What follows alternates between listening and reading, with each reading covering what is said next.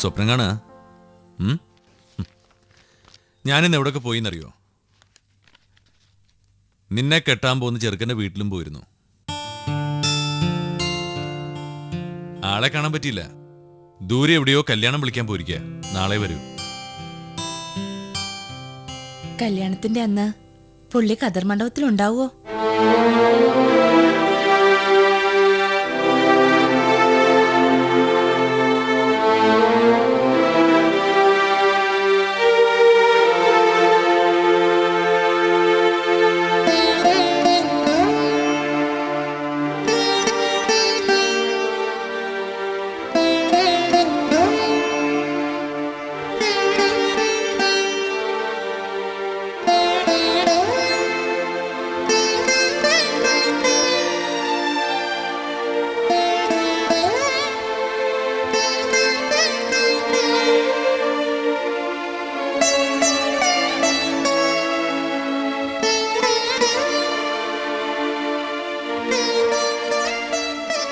എന്താ ഇത്ര വലിയ ആലോചന? കല്യാണത്തിനെല്ലാം ഒരുങ്ങുക. അവസാന നിമിഷം വരം മരിച്ചു പോവുക. അതൊക്കെ മറക്കണം. നീ നന്നായി തീരാൻ പ്രാർത്ഥിക്കുക. ഒരു തരത്തില് നീ ഭാഗ്യവതിയല്ലേ? നിന്റെ കഴുത്തി താലി കെട്ടിയതിന് ശേഷമാണ് മരിച്ചു പോയതെങ്കിലോ എന്താകുമായിരുന്നു സ്ഥിതി? ദൈവം അത്രയെങ്കിലും കാരുണ്യം നിന്നോട് കാട്ടിയില്ലേ? അതോർക്കാത്തെന്താ നീ?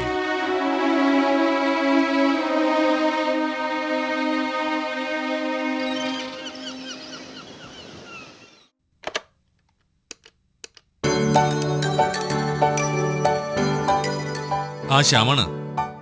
എടാ, ഈവനിങ് റിസപ്ഷന് വേണ്ടിയിട്ട് മ്യൂസിക് പാർട്ടി അറേഞ്ച് ചെയ്തിട്ടില്ലേ? ആ, ആരോടാ പറഞ്ഞിരിക്കുന്നേ? ആ, അത് മതി, അത് മതി. ആ, അവര് കൊള്ളാം. ആ, ഓക്കെ. ഓക്കെ. ഹലോ. ആ, ശ്യാമാണ്. എന്തായി കാര്യങ്ങള്? ആ, കല്യാണ മണ്ഡപത്തിന്റെ കാര്യം എന്തായിന്ന്? അലങ്കരിച്ചല്ലോ. ഒരു കുറവും വരുത്തണ്ട. ക്യാഷിന്റെ കാര്യത്തെക്കുറിച്ച് നീ ചിന്തിക്കണ്ട. ആ, പിന്നെ ആ ഓഡിറ്റോറിയത്തിന്റെ കാര്യം നീ തന്നെ നോക്കണം. എല്ലാം ഓക്കെ ആണല്ലോ? ആ, ആ, നിക്ക്. ആ സദ്യയുടെ ആളെ വിളിച്ചിട്ടില്ല.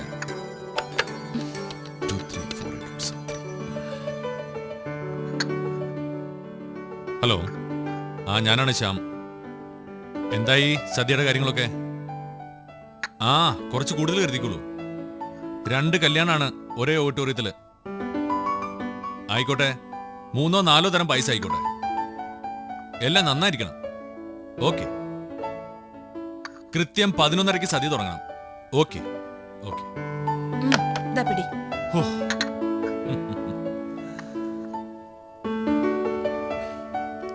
ഈ ചായ വല്ലാതെ തണുത്തു പോയല്ലോ. ആ, എത്ര സമയം ചായം കൊണ്ട് ഇവിടെ നിൽക്കുന്നു? ചായ കുടിക്കാനെങ്കിലും സമയം വേണ്ടേ? ആവശ്യത്തിന് ചൂടായി നിൽക്കല്ലേ ആള്. അപ്പൊ പിന്നെ ഇത്ര തണുത്ത ചായ നല്ലതാ വക്കീലേ. ആ, നീ ഒന്ന് പിടിച്ചേ, ഞാൻ ഒരാളെ വിളിക്കാം.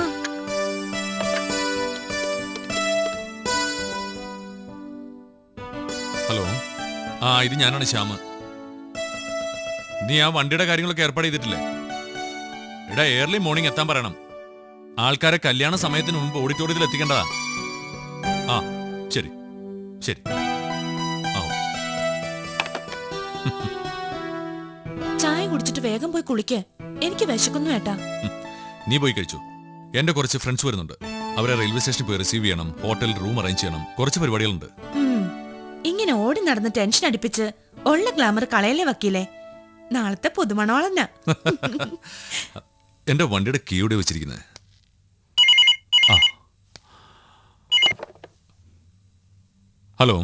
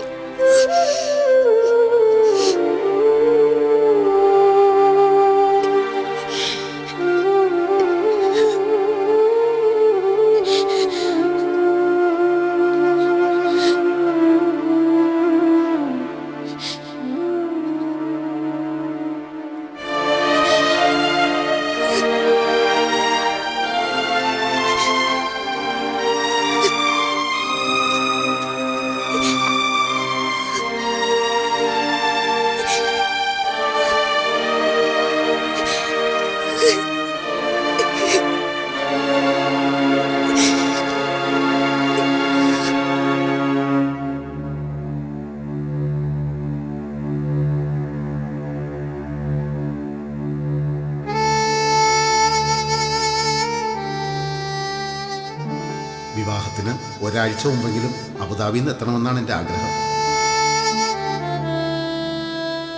അവിടെ എല്ലാം അറേഞ്ച് ചെയ്തിട്ടുണ്ട്. മടങ്ങുമ്പോൾ എന്നോടൊപ്പം ശാലിനി ഉണ്ടാവും.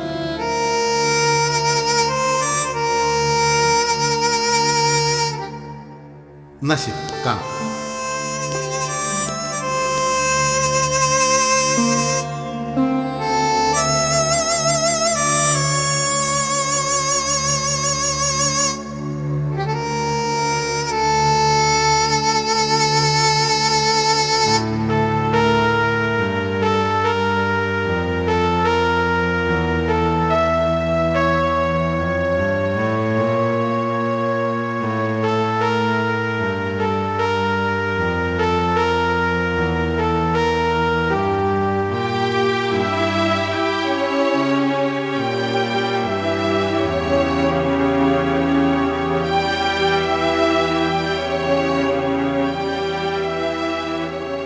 ഇങ്ങനെയൊക്കെ സംഭവിക്കുമെന്ന് ആരും കരുതിയിരുന്നില്ല അല്ലേ?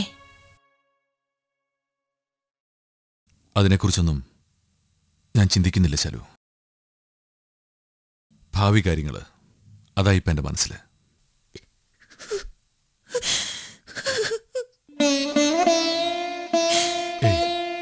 എന്താ ഇത്? എന്നെ സമാധാനിപ്പിക്കാൻ വേണ്ടിയല്ലേ ശ്യാമേട്ടൻ ഇങ്ങനെയൊക്കെ പറയുന്നത്? ഉറക്കെ കരയണമെന്നില്ലേ ശ്യാമേട്ടന്? എന്തായാലും നടക്കേണ്ടത് നടന്നു എന്നുവെച്ച് അതിനുവേണ്ടി കരഞ്ഞ് സമയം കളയരുതെന്നാണ് ഈ ഏട്ടന് പറയാനുള്ളത്. ശ്യാമേട്ടൻ എന്നെ മനസ്സിലാക്കുന്നില്ലല്ലോ. ഞാനിതൊക്കെ പറയുന്നത് എന്റെ ശ്യാമേട്ടന് വേണ്ടിയാ. എനിക്ക് വേണ്ടി ഈ ജീവിതം തകർക്കരുത്. എന്റെ കുട്ടി, നീ പറഞ്ഞു വരുന്നത് എന്താന്ന് എനിക്ക് മനസ്സിലായി. നടക്കില്ല മോളെ, അത് നടക്കില്ല. നടക്കാൻ പാടില്ല. എന്തുകൊണ്ട്? കാരണം പലതുകൊണ്ട്. ഞാൻ കാരണമല്ലേ ഇങ്ങനൊക്കെ സംഭവിച്ചത്? ഞാൻ കാരണമല്ലേ ശ്യാമേട്ടനെ രേണുവിടെ കല്യാണം മുടങ്ങിയത്? എന്നായാലും അവൾ എനിക്കുള്ളതാ. എനിക്ക് വേണ്ടി അവൾ കാത്തിരിക്കും. അതിന് അവൾ തയ്യാറാണെങ്കിലോ? ഇനിയും കാത്തിരിക്കാനോ? ശാലിനി, ഈ അവസ്ഥയിൽ ഞാൻ രേണുക കല്യാണം കഴിക്കുക എന്നത് ചിന്തിക്കാൻ പോലും സാധിക്കില്ല. ഞാൻ അവളോട് സംസാരിക്കും. കുറച്ച് സാവകാശം കൂടിയേ തീരൂ. അവള് സമ്മതിക്കും. നിശ്ചയിച്ചുറപ്പിച്ച 3 വിവാഹങ്ങൾ മുടങ്ങിയവളാണ് ഞാൻ. അതും ദുർമരണങ്ങൾ നിമിത്തം. പ്രാണനിലെ കൊതിയുള്ള ഒരാളും ഇനി അതിന് തയ്യാറാവില്ല. തീർച്ച. അങ്ങനെയാണ് വിധിയെങ്കിൽ നീ ഒറ്റയ്ക്കായിരിക്കില്ല. എന്റെ ജീവിതത്തിലും വിവാഹം ഉണ്ടാവില്ല, ഉറപ്പ്.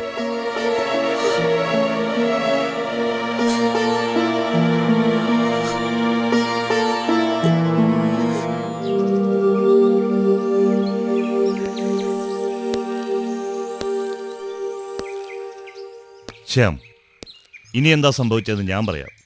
എല്ലാമായി അനുജത്തിക്ക് വേണ്ടി ജീവിതം ഒഴിഞ്ഞുവെച്ച അഡ്വക്കേറ്റ് ശ്യാമപ്രസാദിനോട് തൻ്റെ ഗതികേട് പറയാൻ രേണുക എത്തി, അല്ലേ? അത്രയ്ക്ക് ഗതികേടിലൊന്നും ആയിരുന്നില്ല രേണുക. പിഴച്ചതാർക്കാണെന്നും അറിയില്ല. പക്ഷെ ഒരല്പം സാവകാശം, അത് മാത്രമാണ് ഞാൻ അവരോട് ആവശ്യപ്പെട്ടത്. അതെന്താ അങ്ങനെ? താനൊന്ന് വിശദമായിട്ട് പറയൂ. പറയാം. ഒരു ദിവസം രേണുക എന്നെ കാണാനെത്തി.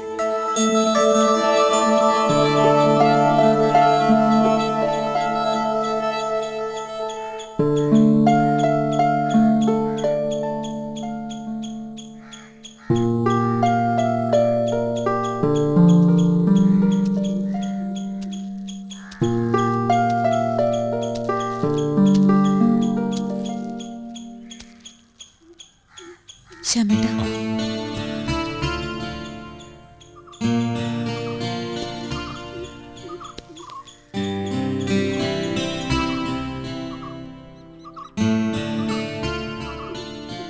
രേണുവിന് എന്നോട് വെറുപ്പുണ്ടോ? വെറുപ്പോ? ഒരു ജന്മം മുഴുവൻ പ്രണയിക്കാൻ വേണ്ടിയല്ലേ നമ്മൾ അടുത്തത്? ഞാൻ ജപിച്ച പ്രാർത്ഥനകളുടെ, എടുത്ത വ്രതങ്ങളുടെ പുണ്യമാ ദൈവം എനിക്ക് തന്ന ശ്യാമേട്ടൻ. പക്ഷേ ആ ദൈവം എന്നോട് ക്രൂരത കാണിച്ചു. ശാലിനിയുടെ 3ാമത്തെ കല്യാണവും മുടങ്ങി. ഏത് പെണ്ണിനാ ഇത്രയൊക്കെ സഹിക്കാൻ പറ്റുക? ശ്യാമേട്ടൻ ദുഃഖിക്കരുത്. വിധിയെ ചെറുത് തോൽപ്പിക്കണം. 1 അല്ല 9 വിവാഹം മുടങ്ങിയാലും ശാലുവച്ചയുടെ വിവാഹം നമ്മൾ നടത്തും. ഇപ്പോ എൻ്റെ മുന്നിലുള്ള പ്രശ്നം ശാലിനി മാത്രമാണ്. അവളുടെ വിവാഹം കഴിഞ്ഞാലേ എനിക്ക് മനസ്സമാധാനം കിട്ടൂ. എല്ലാം ശരിയാവും, എനിക്ക് വിശ്വാസമുണ്ട്. പക്ഷേ അതിനു മുൻപ് നമ്മുടെ കാര്യത്തിലൊരു തീരുമാനം ഉണ്ടാവണം. അതിനുവേണ്ടിയാ ഞാൻ തിരക്കിട്ട് ശ്യാമേട്ടനെ കാണാനെത്തിയത്. എന്നായാലും നീ എനിക്കുള്ളതല്ലേ. നമ്മുടെ കാര്യത്തിൽ എനിക്ക് യാതൊരു ഭയവുമില്ല. എനിക്ക് ഭയമുണ്ട്, എന്നെ തന്നെ ഭയം. ദുർബല നിമിഷത്തിൽ യൗവനം ജയിക്കുന്ന തെറ്റുകളെ വസ്ത്രം കൊണ്ട് മറയ്ക്കാൻ സ്ത്രീക്ക് കഴിയില്ല. മനസ്സിനെ നിയന്ത്രിച്ചാലും സ്നേഹിച്ച പുരുഷന്റെ സമ്മാനം ഉദരത്തിൽ വളരുന്നത് നിയന്ത്രിക്കാനുള്ള ശേഷി ദൈവ സ്ത്രീക്ക് നൽകിയിട്ടില്ല. രേണു, നീ എന്തായി പറയുന്നത്? ഞാൻ ഗർഭിണിയാ ശ്യാമേട്ടാ.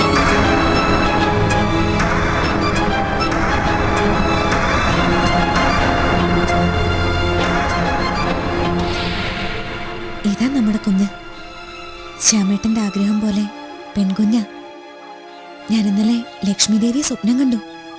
ദേവിയെ സ്വപ്നം കണ്ട ജനിക്കുന്നത് പെൺകുഞ്ഞായിരിക്കും. ശ്യാമേട്ടന്റെ കുഞ്ഞ് എന്റെ ഉദരത്തിൽ വളരുന്നു എന്നറിഞ്ഞപ്പോ ഈ ജന്മ സഫലമായി.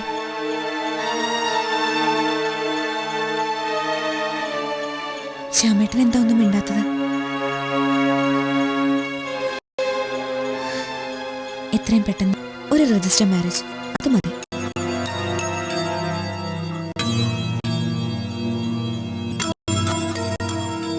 ശ്യാമേട്ടൻ എന്താ ഒന്നും മിണ്ടാത്തത്? എന്തേലും ഒന്ന് പറ ശ്യാമേട്ടൻ. എനിക്ക് കുറച്ച് സമയം വേണം. സമയോ? എന്തിന്? ശ്യാമേട്ടൻ എന്താ എന്നെ സംശയമുണ്ടോ? അങ്ങനൊന്നും പറയരുത്. കൂടെ വരാൻ തയ്യാറായിട്ടാ ഞാൻ വന്നിരിക്കുന്നത്. ശ്യാമേട്ടന്റെ സമ്മതം മാത്രം മതി. രേണു, ഞാൻ പറയുന്നത് നീ ശാന്തമായിട്ട് കേൾക്കണം. നമ്മൾ ജീവിക്കുന്നത് സ്വപ്നലോകത്തല്ല, പച്ചയായ ലോകത്താണ്. സമൂഹത്തില് നമുക്ക് പല കെട്ടുപാടുകളുമുണ്ട്, പരിമിതികളുണ്ട്. ശ്യാമേട്ടൻ വീണ്ടും ശാലുവച്ചിയുടെ വിവാഹ കാര്യത്തിലേക്കാ വരുന്നത്. അതുവരെ രേണു കാത്തിരിക്കണം. അതുകൊണ്ട് നമുക്ക് ഈ കുഞ്ഞിനെ വേണ്ട. എന്നുവെച്ചാ